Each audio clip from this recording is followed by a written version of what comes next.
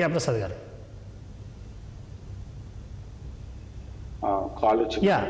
Yeah Prasad గారు, ఒక నిమిషం మురళి సార్తో మాట్లాడాక మళ్ళీ మీ దగ్గరికి వస్తాను. సార్ నమస్తే. మురళి సార్, ఎట్లా చూడాలి అమర ప్రసాద్ గారి ఆవేదనను?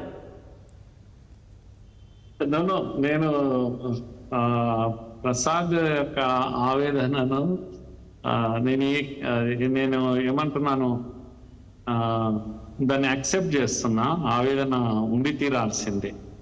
కానీ ప్రసాద్ యొక్క అభిప్రాయంతో నేను అంగీకరించలేకపోతున్నా. ఎందుకు అని అంటే, ఎన్నికలు వేరు, హిందుత్వం వేరు. ఎన్నికలు అనేవి ఒక అంశం ఆధారంగా జరగవు ఎప్పుడు కూడా.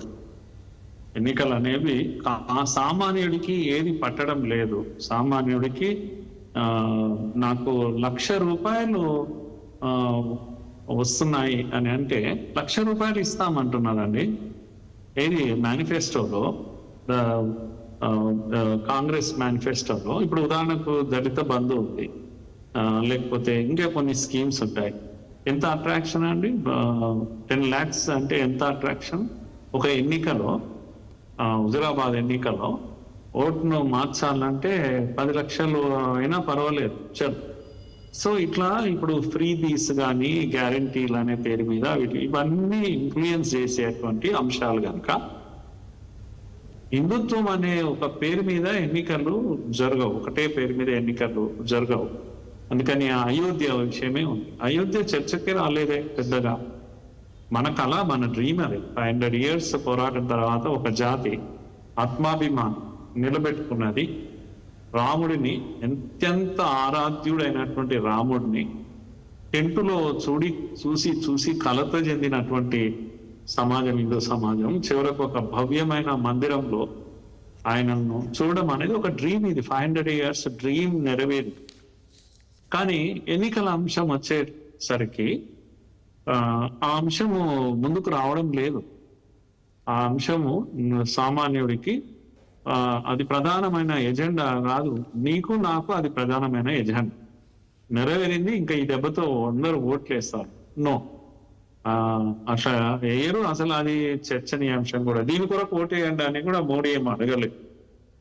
రామ మందిరం కట్టాము, పూర్తి చేశాము అని మాత్రమే చెప్పారు, అంతే.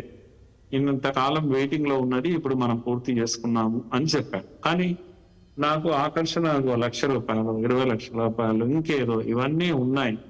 బస్సులో ఫ్రీగా ప్రయాణం చేస్తా నేను, ఆహా ఎంత బాగుంది అని ఓ మహిళ ఓటేస్తుంది. సో ఇలాన్నీ ఓటింగ్ అనేది అనేక అంశాలతో కూడుకున్నటువంటి విషయం కనుక రెఫరెండం, హిందుత్వం పైన జరిగే రెఫరెండం మాత్రం కాదు. అందుకని నా పాయింట్ ఏంటంటే, అమర ప్రసాద్ ఆవేదనను నేను అర్థం చేసుకుంటూనే ఆలోచన విషయంలో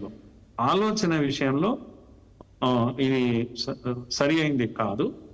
అంత ఎమోషనల్ గా మనము ఈ దిక్కుమాలిన జాతి, లేకపోతే బానిసత్వానికి అలవాటు జాతి అనేటువంటి ఈ ప్రకటన ఏంటంటే, అమర ప్రసాద్ లాంటి వాడు హిందుత్వవాది, పచ్చి హిందుత్వవాది నోటి నుంచి వింటే నేనెంత డిసప్పాయింట్ అవుతా అని అంటున్నా.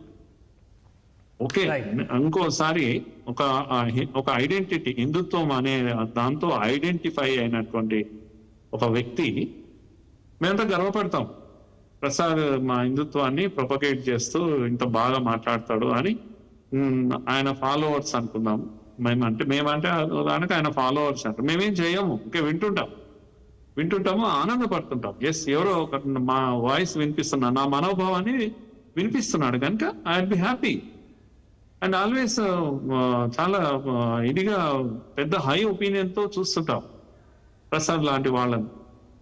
కానీ ప్రసాద్ నోటి నుంచి హిందుత్వాన్ని తిడుతూ ఒక మాట వచ్చింది అనుకో, అంటే అప్పుడు పొగుడుతూ మాట్లాడకునింటే ఇప్పుడు తిట్టినా నేనేమనుకో. రెండు అయ్యేసరికి నాకేమైపోతుంది, నేనేం కావాలని అంటున్నా మధ్యలో. సో అందుకని human being is a bundle of emotions. అందుకే నేను ఎప్పుడు అంటున్నా, ఒక టీచర్ గా అందరికి చెప్తుంటా, మనిషి అంటే కేవలము బ్లడ్ అండ్ మజిల్స్ ఉండేది కాదు. హ్యూమన్ బీయింగ్ అంటే బండిల్ ఆఫ్ ఎమోషన్స్. కనుక ఈ ఎమోషన్స్ ను ఎవరైతే నియంత్రణలో ఉంచుకుంటారో, ఎమోషన్స్ ఎటువంటివి అంటే హార్మోనియం లాంటివి. కామ, క్రోధ, లోభ, మద, మాత్సర్యం ఇవన్నీ ఎమోషన్స్. వీటిని ఎంత ప్రాపర్ గా మనము ఉపయోగిస్తే లైఫ్ అనేది అంత స్వీట్ గా ఉంటుంది. అందుకని నేను ఏమంటున్నా అంటే హిందుత్వం మీద 100 years పనిచేసింది సంఘం. 100 years, ఇప్పుడు 100 years RSS సెలబ్రేషన్ జరగబోతున్నాయి. ఈ 100 years లో వందల మంది పెళ్లి పెటాకులు లేకుండా ప్రచారకులుగా లైఫ్ ఇచ్చారు. ఓపికతో పనిచేస్తున్నారు. ఎన్నో అడ్డంకులు వచ్చినాయి, ఎన్నో డివిజన్ చేశారు, ఎంతో సమాజంలో అనేక ఒడిదుడుకులను ఎదుర్కొన్నారు. అవును సార్. నక్సలిజం పైన పోరాటం చేశారు, వందల మందిని పోగొట్టుకున్నాం. 100 ఏళ్ల తర్వాత ఇప్పుడు RSS పని ఎంత ఉంది అంటే అది ఇన్కంప్లీట్ గా ఉంది. పెళ్లి లేదు, ఇల్లు లేదు, వాకిల్ లేదు, ఏది లేకుండా పనిచేస్తున్నారు. అందుకని నా పాయింట్ ఏంటంటే చాలా మంది హిందుత్వం కోసమే జీవించే వాళ్ళు, హిందుత్వం కోసమే మరణించిన వాళ్ళు ఉన్నారు. కనుక మనము డిసప్పాయింట్, అందులో మనం ఒక భాగం, చిన్న భాగం.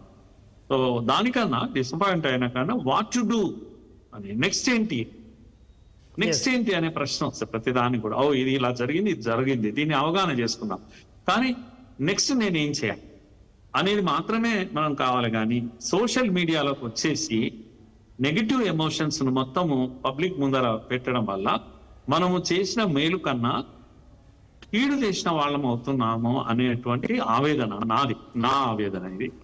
ప్రసాద్ లాంటి వాళ్ళ నేను ఒకసారి నా జవాబు.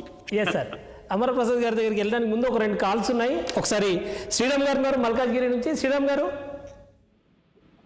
నమస్కారం సార్. నమస్తే అండి, చెప్పండి సార్. ప్రసాద్ గారు మాట్లాడదా? నమస్కారం సార్. మీ వాయిస్ క్లియర్ లేదండి, ఒకసారి చూడండి, చెక్ చేయండి.